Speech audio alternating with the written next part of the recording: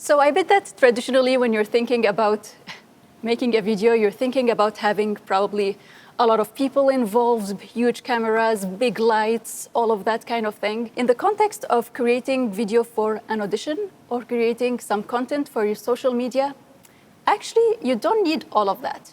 You can start with something very, very simple that you already have at home.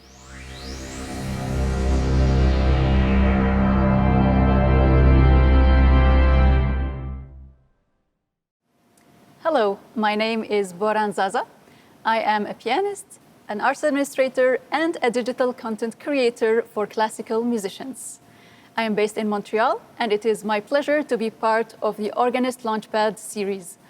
Today, I'm going to present to you a presentation on affordable technologies and easy methods to record, edit, and stream organ music.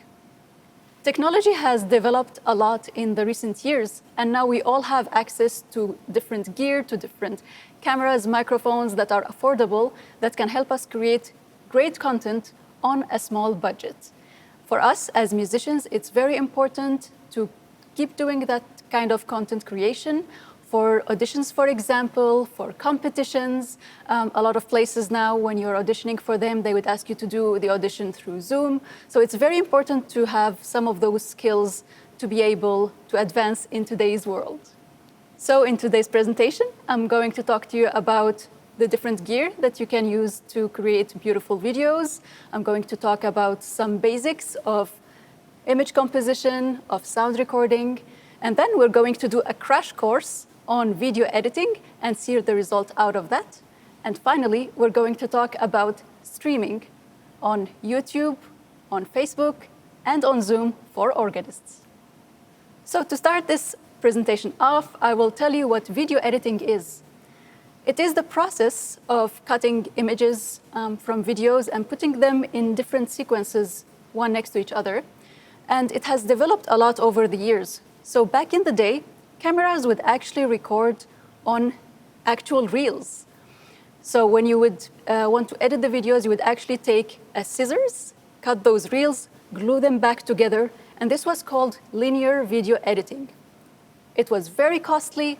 It was something that needed a big skill, high skill, only specialized people could do it.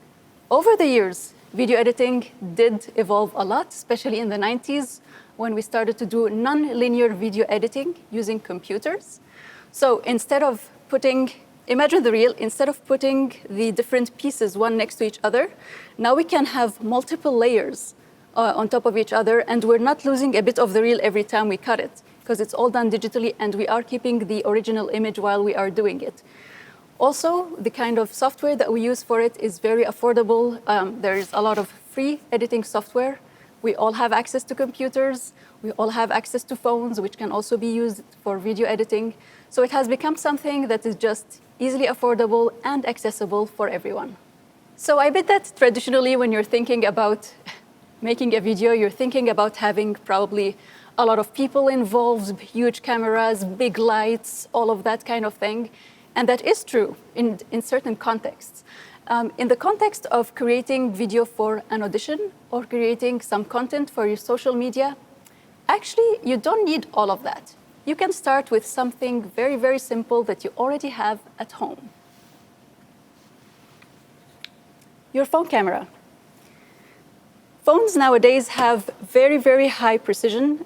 They have very good quality of cameras that can be used to create beautiful and very good videos. It's just a matter of coupling it with two important things: good light and good sound. So how do we make sure that we have good lights and good audio coupled with the video that we are filming with our phone? I have some of my favorite gear here with me today that is affordable, that you can easily buy on Amazon or on the internet. And the first piece of gear that I will show you is a ring light. This is what it looks like. It has very well diffused light and can work in a variety of situations. Some ring lights are big, like this one. This is the biggest size that you can get. There are smaller ones. I would give you very good quality, very nice looking light that you can use to ameliorate the video that you are filming.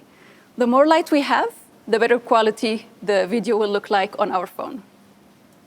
One important thing to note about ring light is the difference between having a cold light, like this, and there's also some warm light. You will experiment with the setup that you have and see which one looks better. I prefer it to be just a little bit warm. It looks more natural, and that would look more appealing when you're creating content on the internet. The other type of light that I really, really like is LED lights, like this one. I'm gonna switch it on to show you. So again, you can control how much light there is, more or less, depending on the context. It can be warmer or cooler. And also, you can even add cool things like colorful light, which can look really appealing when you're trying to create content that is a little bit more artistic, for example. Recently, I made a recording of Gershwin's Summertime, so all that bluesy feeling into it, and I used some blue lights when doing that, and it was a really nice effect that better conveyed the story of the content that I was creating and the video that I was making. And of course, the best kind of light, which we rarely have in the context of organ music, is natural light, especially when it's coming through a white curtain, for example, or if it is a cloudy day. But maybe if you have a digital organ at home, for example, in a well-lit area, and you want to create some video there, natural light would be a great way to do that as well.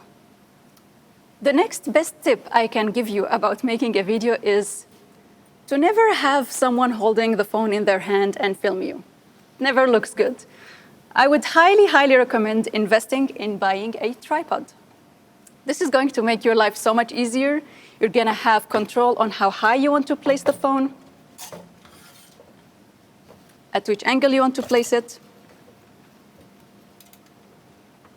And will just give your videos a whole other kind of professional look. The other piece of equipment that I really like is a stabilizer.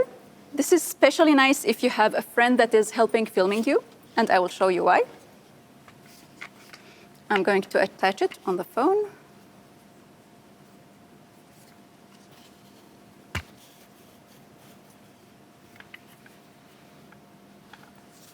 This one is called a DJI Osmo. There you go, and with just 2 clicks,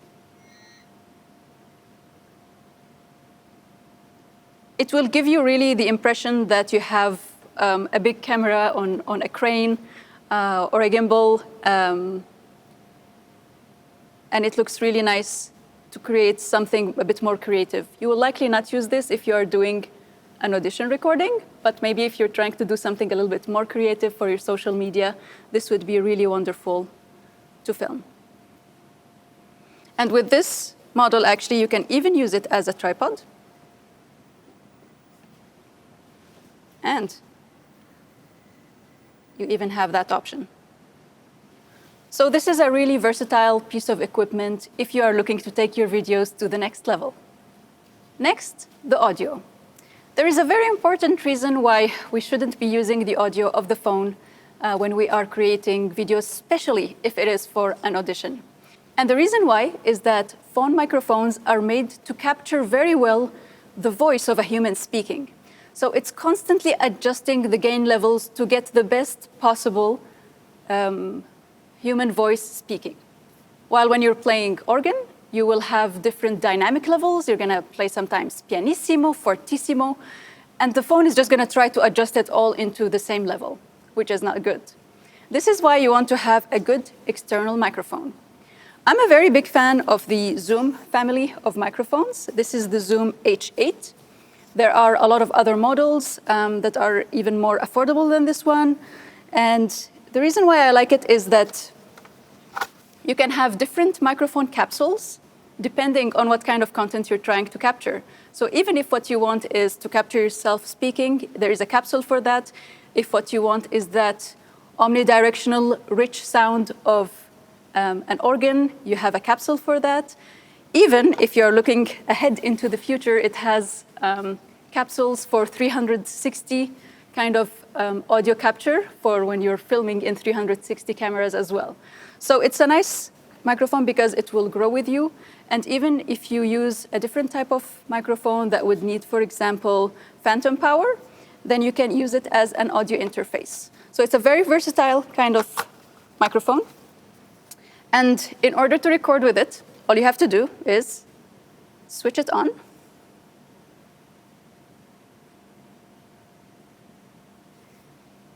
Go into field recording here and hit record. And you're already recording. So no big setup to do here. It's very easy, very quick to start recording with this microphone. So I hope that you found this useful about the different gear to create amazing type of video content. This is the end of this part. In the next part, we're going to talk about how to film awesome shots.